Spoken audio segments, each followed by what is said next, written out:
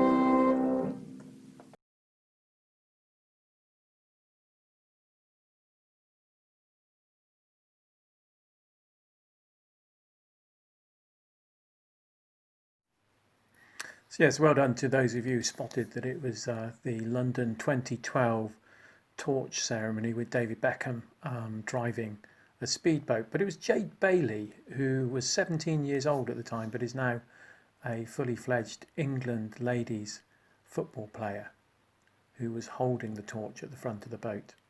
But you don't have to be famous, you don't have to be successful.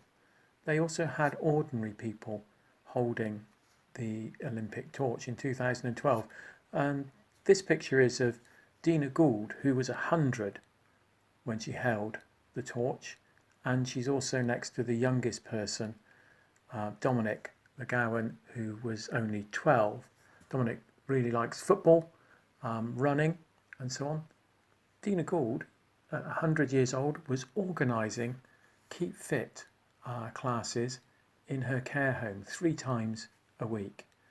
Each of them, in their own way, were torch bearers.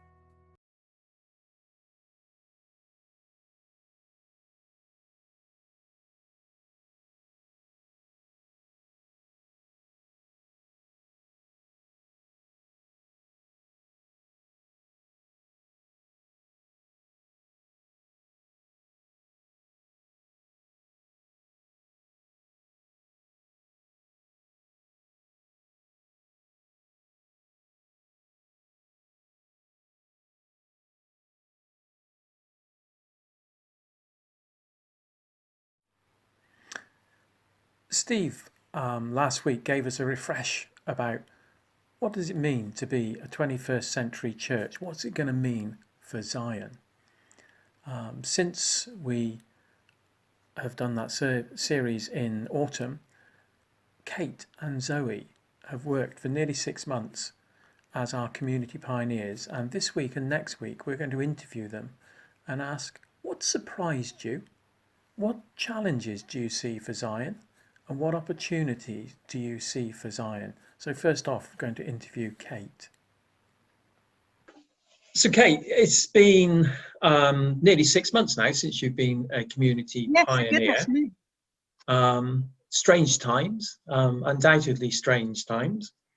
And you've chatted to lots of people in the congregation and lots of people outside of Zion as well. And I was just wondering, what has surprised you, perhaps? Could you say a couple of things maybe that have surprised you from those conversations? Or I had a little think about this.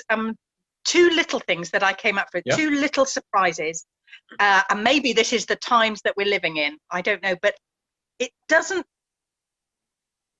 have to be great what we do. It doesn't have to be perfect, and it doesn't have to be enormous, whatever we're doing, whether it's just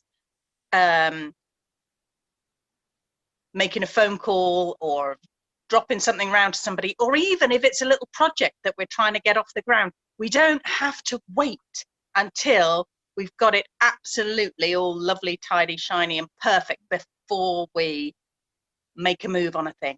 And that has, I think that may be something to do with the times that we're in. It's just,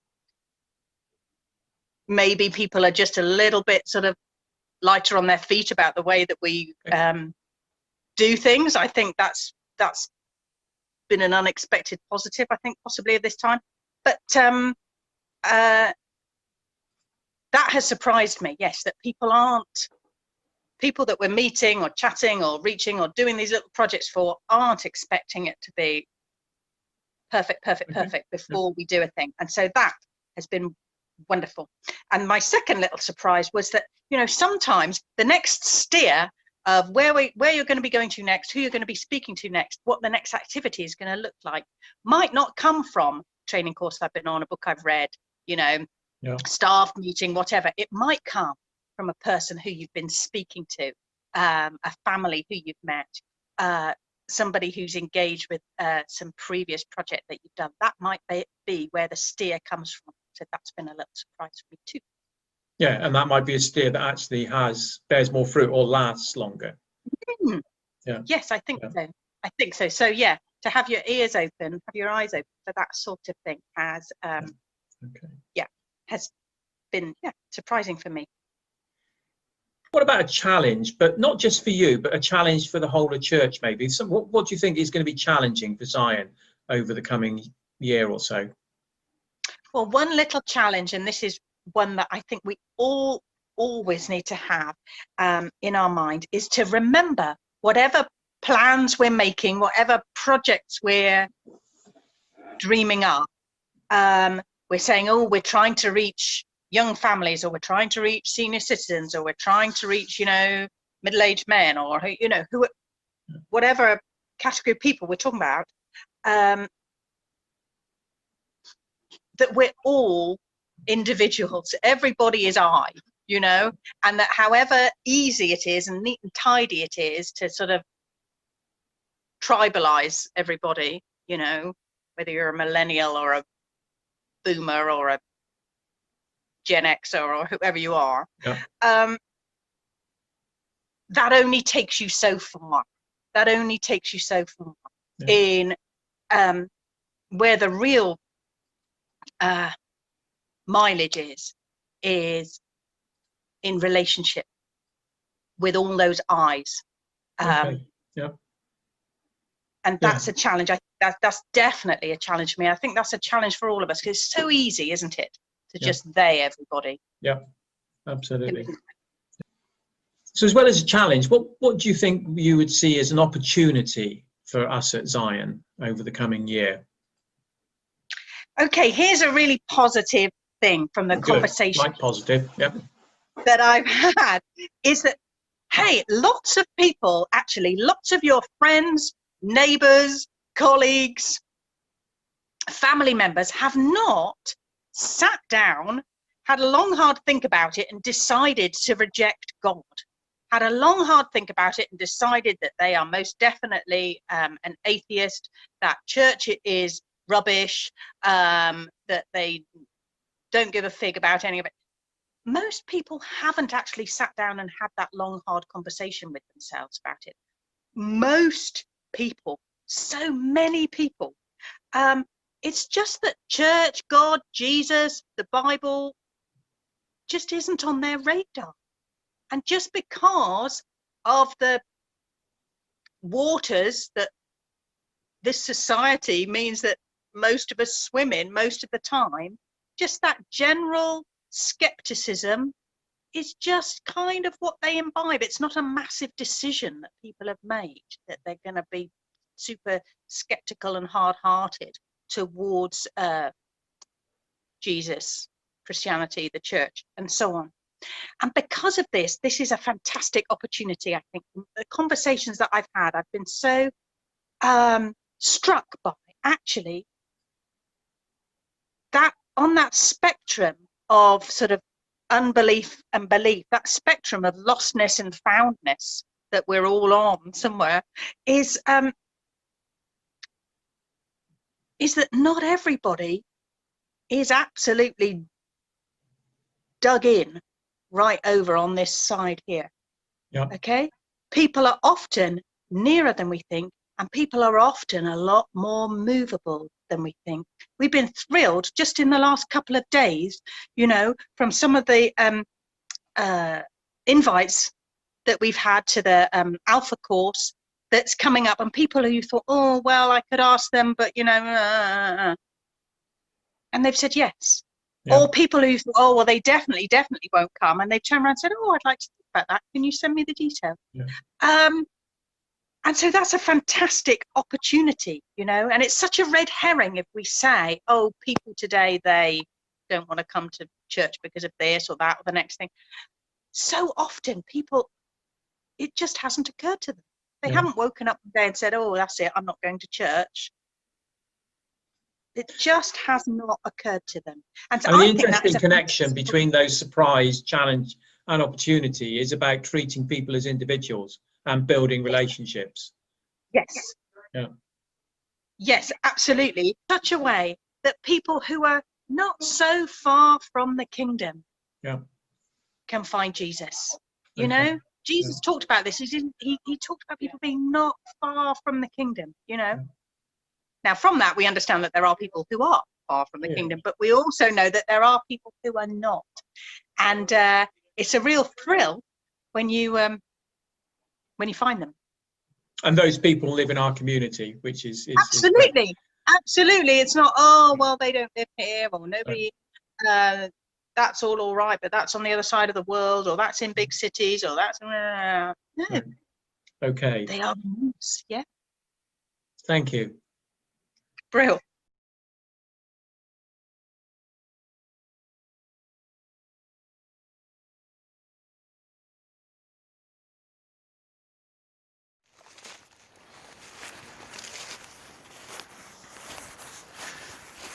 It's just gone 5 o'clock, but it's already dark, and I'm here at Chill Wood, entering from the Iron Acton side. It's dark and it's cold. The contrast of light and darkness is so keenly felt at this time of year. We're past the shortest day, but you'd hardly know it. We hope and pray that we're well past the midpoint of the pandemic, especially as the vaccine is rolled out. People experience darkness in different ways, and they experience it in their lives, and at times it can be frightening.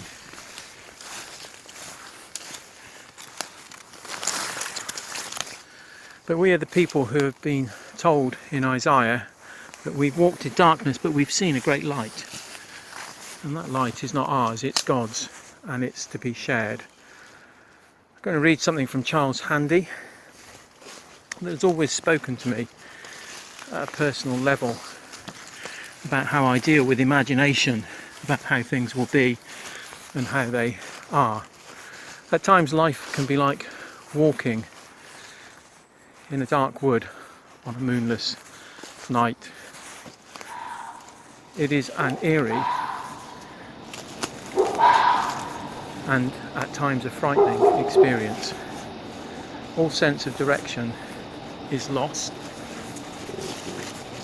and the bushes crowd in on you. Wherever you step, you bump into another obstacle.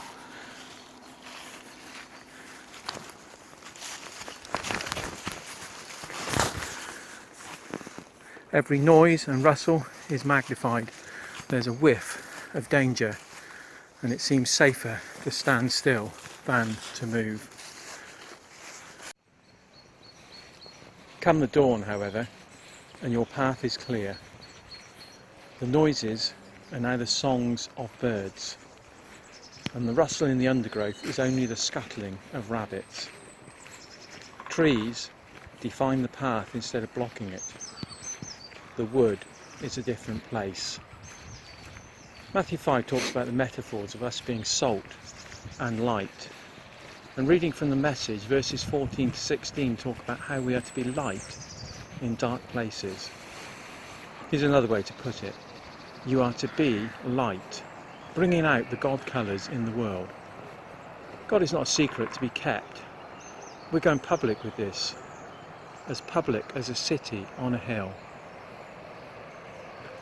If I make you light bearers, you don't think I'm going to hide you under a bucket, do you?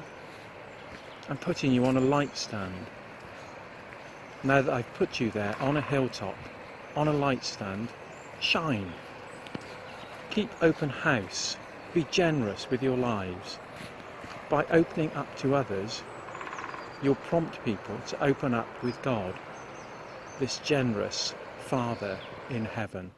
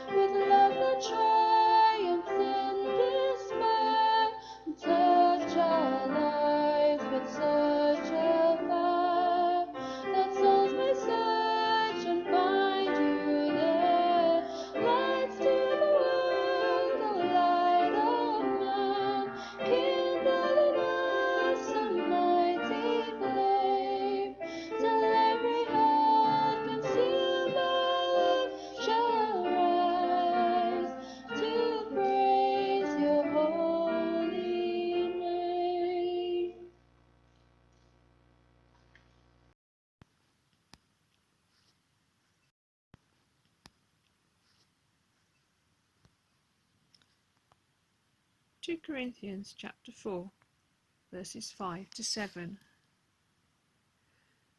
For what we preach is not ourselves, but Jesus Christ as Lord, and ourselves as your servants for Jesus' sake. For God, who said, "Let light shine out of darkness," made his light shine in our hearts, to give us the light of the knowledge of God's glory displayed in the face of Christ. But we have this treasure in jars of clay, to show that this all-surpassing power is from God. And if you remember last time in autumn when we looked at this sort of issue, we talked about the church being gathered and the church being scattered. And we're going to sing a song where Stephen has modified one of the verses to speak about this issue. So it's as we are gathered, but it's also as we are scattered, really appropriate as we come to the end of our worship service. And after the song, there will be a blessing, which will be led by 5 different people reading it. So we've been gathered in the presence of God so that he might fill us, in order to scatter us, that his love can be shared near and far. As we are gathered, Jesus is here, one with each other. Jesus is here, joined by the Spirit, washed in the blood, part of the body, the church of God. As we are gathered, Jesus is here, one with each other. Jesus is here. As we are scattered,